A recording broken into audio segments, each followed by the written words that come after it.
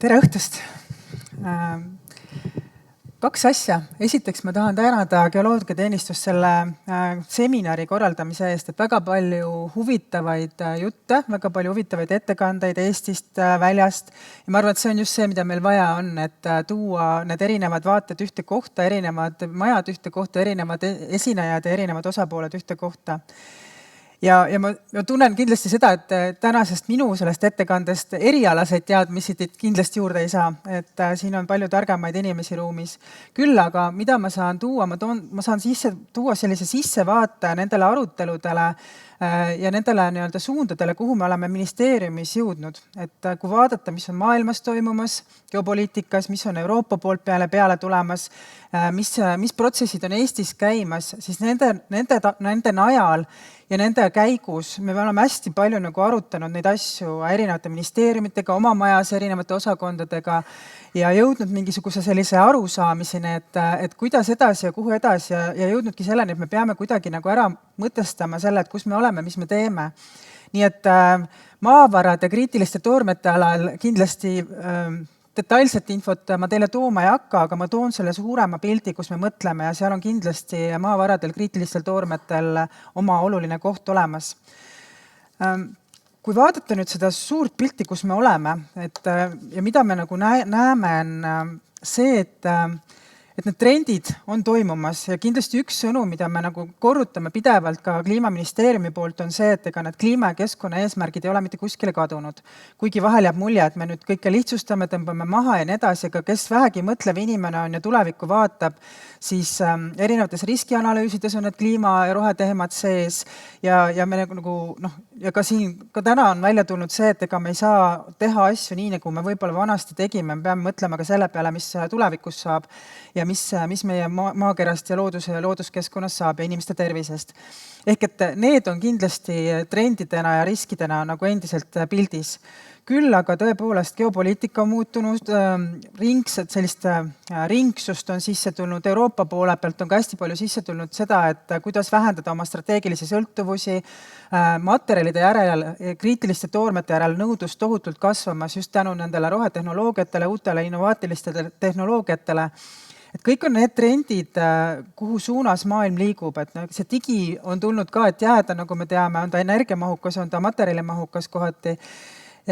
Ja siin on see puhaste tehnoloogiatele ja kriitilistel toormetel kindlasti oma koht, et need käivad diskussioonides läbi ükskõik, millest me räägime, et on see puhta tööstuse leppe, mis Euroopa poolt tuleb,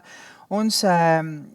majandusjulgeoleku strateegia Euroopa poolele ja nii edasi, et see kriitiliste toormete osa on selles väga kriitiline ja seda räägitaksegi tihtipeale kahes suunas, et üks on tõesti kaevandamine,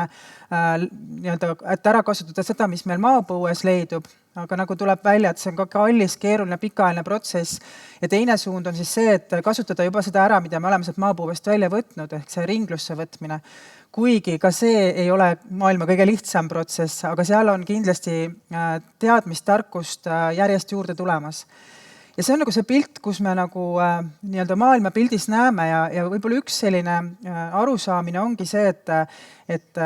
me peame mõtlema oma kohale selles väärtusahelas. Et väärtusahelad on need, mis mängivad ja Eestis on. Ja väärtusahelate osas sa võid olla nii teadmistega, mingisuguse arendustegevusega, võib-olla pakkuda mingit konkreetset materjali, mingit konkreetset tehnoloogiat ja mõeldagi, et kas me siis suudame tervet seda väärtusahelat pakkuda mingis valdkonnas või siis on see mingi jupp, mingi kriitiline jupp, mille siis Eesti saab tugev olla. Ja ma võib-olla toon siin selle erisuse sisse, et täna on ka käinud, me oleme rääkinud väärtusahelatest ja me oleme rääkinud tarneahelatest, et minu peas, võib-olla see ei ole teaduslik seletus, aga minu peas tarneahela on midagi sellist, kus sa juba konkreetset kaupa, toodangut, tooret tarnid ühest kohast teise, aga väärtusahel on midagi laiemat, et seal on ka sees innovatsioon, teadus-arendustegevus, turundus, selline väärtust tõstmine, võib-olla nagu siin juttu oli, et midagi muud ei teinudki, aga väärtus tõusis tänu sellele, et me avastasime sealt midagi uut või müüsime seda teistmoodi. Ehk et ma arvan, et see on just see väärtusahele pool, millele me peame rõhuma eelkõige, kui me ka räägime siin. Ja kui me vaatame, kus Eesti praegu on, siis ega siin ka midagi uut teile kindlasti ei ole, et majanduse tootlikkuses me oleme küll suured uhked eesmärgid seadnud, aga jääme alla Euroopa keskmise. Meil on paraku, kui me vaatame kaupade eksporti, siis meil on küll mõningaid tippe, aga üldises plaanis meil on selline pigem vähetöödeldud kaupade eksport ja see on kindlasti see, millest me oleme ka rääkinud aastaid ja see on see, kus meil kindlasti potentsiaali on, et paremini toimetada. Samas on meil väga hea paindlik ettevõtluskeskkond tänu oma väiksusele, tänu digitaliseerimisele ja ka arenenud selline idude ökosüsteem, et me oleme, nagu kui juttu oli, et sellised väljaarendamises me oleme üsna tugevad, meil on teadus-arendustegevust, meil on väga hea ökosüsteem iduettevõtetele, neid me kuskile maani suuname kasvatada, aga kuskilt maalt siis tuleb piir ette, et mis siis seal teha. Ja üks võib-olla asi, mida me julgeme ka võib-olla nagu välja öelda, on see, et me ei ole väga julgelt suutnud oma sellist fookust paika panna, et meil on küll teadus-arendus, ettevõtlusstrateegia, innovatsioonistrateegia, kus on fookusvaldkonnad, TAIE siis lühendatult, aga ega me ei ole julgenud seal sees nagu väga peeneks timmida neid, et kui seda fookusvaldkondi vaadata, siis ta katab ära peaaegu et kõik asjad, mis me Eestis teeme. Et võib-olla see on ka üks asi, mida võib-olla me peaksime julgema teha, et mõtlema. Ja kui me otsime seda, et kuhu see fookus ja teravik siis panna, on alati kaks varianti, et kas hakata järgi aitama nüüd neid nõrgemaid või vaadata seda, kus meil on potentsiaali, kus meil on juba tugevused olemas. Ja me oleme jõudnud sinna, et tegelikult tuleb ikkagi see teravik panna tugevustele, mõeldagi sellesse, et kus meil on nagu need tugevad nii-öelda juhtettevõtted või suurettevõtted olemas, kes saavad enda ümber koondada väiksemaid, selline nii-öelda klastrisüsteem, vaadata seda, kus on ekspordipotentsiaal meil olemas, tootmisvõimekus olemas, turuteadmised, ja just seesama koht väärtusahelas, et kus me suudame seda väärtust luua oma asjadega. Ja needsamad globaalsed trendid, mis meil nagu praegu toimumas on ja mida me näeme, et nad toimuvad ja ega nad ära ei lõppe, on see, et mis on see meie koht nendes trendides, kus on need kohad, kus me saame siis seda vastust pakkuda. Ja siin kriitilised toormed on üks koht, mida juba me teame, et Eestil on omad tugevused. Ja teine pool ongi siis sinna juurde tuua, et kus meil juba on tarkust olemas, teadus-arendustegevuse, teadlaste näol, teadmisi toodud, kus on uuringuid all, kus meil on seda potentsiaali nagu seda teadmist veel kasvatada, ja Eesti eelis paljudes valdkondades ongi teadmised, et nagu siin ka juttu oli, et meie need rahanumbrid, millega me opereerime, on parakult oluliselt väiksemad kui suurriikidel, aga me oleme olnud nutikad ja saame ka nende rahanumbritega tehtud asju, aga kui sinna veel juurde boostida, et mis on need kohad, kus meil on seda tarkust ja kuidas siis seda nagu kasvatada. Ja kui me seda pilti niimoodi vaatasime ja kui seda vaadata, siis küsimus ongi, et kus on potentsiaali ja praegu oleme jõudnud 3 valdkonnani võib-olla, kus võiks olla potentsiaali. Ja see ei ole veel mitte kuskil lukku löödud, see ei ole nüüd mingisugune plaan või tegevuskava. Need on need asjad, mille me oleme arutelude käigus jõudnud. Kindlasti on siia mõtted oodatud, kindlasti on siia täiendused oodatud, aga 3 valdkonda, mida me Eesti kohta näeme, ongi kindlasti bioressursside väärindamine, et biomajandus, bioressursid Eesti puhul on ja jäävad. Alates metsast kuni toiduni välja. Kriitilised toormed, nendest ma räägiks natuke lähemalt ka tänases kontekstis eriti. Ja 3. sammas on selline mere- ja rannikumajandus, et üks pool on meil selline laevaehitus ja tehnoloogia arendus, aga teistpidi vaatame, et mis on need valdkonnad, mida me saame nii-öelda läbi sadamate arendada ja edendada, et on see siis näiteks tuulikulabade ümbertöötlemine, mis on sellised massiivsed asjad, mida sa mööda maad ja veel kaugemalt lennukiga ei vea, et kus meil on juba infrastruktuur olemas, kus saab võib-olla selliseid seda nagu äripotentsiaali ära kasutada. Ja läbivalt loomulikult just vaadates seda puhta tööstuse poolt, kliima- ja energia eesmärke, et kindlasti ringsed lahendused, kuidas juba olemasolevat kasutusele võtta, mis võiks olla Eestis need valdkonnad ja teistpidi energiaressursi tõhusad lahendused, et seda teed ei ole mõtet enam minna, et kus me nagu kuna energia on kallis, ressurss on kallis, et kindlasti see on nagu see A ja O, et kui midagi nüüd leiutama ja uut hakata. Ja kriitilistest toormetest tõepoolest, et see väga hästi haagib sellega, mida me siin täna ka oleme kuulnud, arutanud, mõelnud ja kus suunas me ka mõtleme, et tõesti ka ministeeriumis ja allasutuste ja teiste ministeeriumitega on palju juttu olnud ka sellest, et aga mis me nüüd siis teha võiksime, et seesama Neo näide, Silmeti näide, Apkatalüsti näide, Virumaa potentsiaal sellise nagu keskusena, kus selliseid asju panna, et lõpuks olgu see siis tõesti see mingi kriitiliste toormete agentuur, mida sinna püsti panna või mis on ka puhta tööstuse leppest tulemas, on sellised ringsuskeskused regionaalsed, et võib-olla on see midagi, mida me peaksime siia Eestisse hakkama nügima.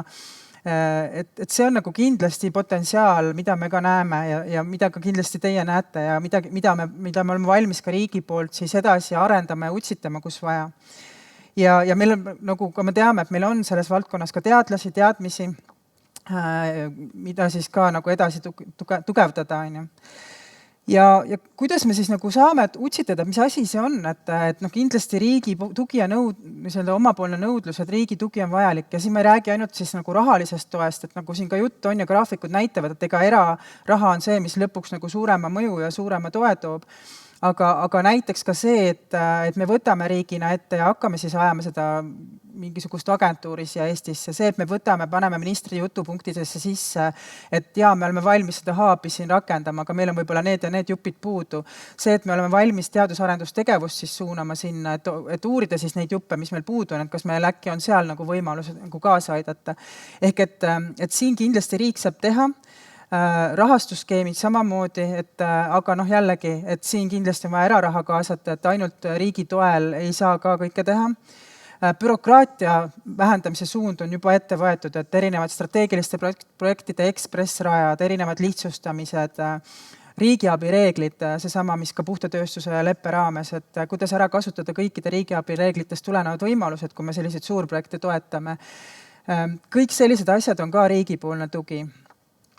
Ja loomulikult selline teadus-arendustegevus, tehnoloogia testimine, et võimaldada siis seda siin sobivates kohtades teha. Ja võib-olla see ongi see, et selline koostöökoht ka nagu ettevõtete ja sektoriga, et kui riik on valmis nagu vedama, panema ka siin oma panust taha, aga kindlasti on see koht, kus on vaja nagu teie ja ettevõtete poolt täpselt teada, et mis teil vaja on, kus teil on võimekus, kus te ei ole, et mingites valdkondades me jõuame neid diskussioone pidada, kutsume laua taha, küsime, nii nagu me oleme ka siin mõne puhul juba teinud, et kuulge, meil on sellised mõtted, aga mida teie ja kuidas teie, mis teil päris vajadused on, et võib-olla me paneme üldse siin puusse oma ideedega, aga seda diskussiooni, et mida päriselt vaja on ja ma usun, et siin saame riigi poolt ka nagu toeks olla, et just kambaga. Ja see on nagu see pilt, kuhu me oleme nagu jõudnud praegu ja võib-olla sellised, kui siit üldse kaasa võtta midagi nüüd õhtul väsinud peaga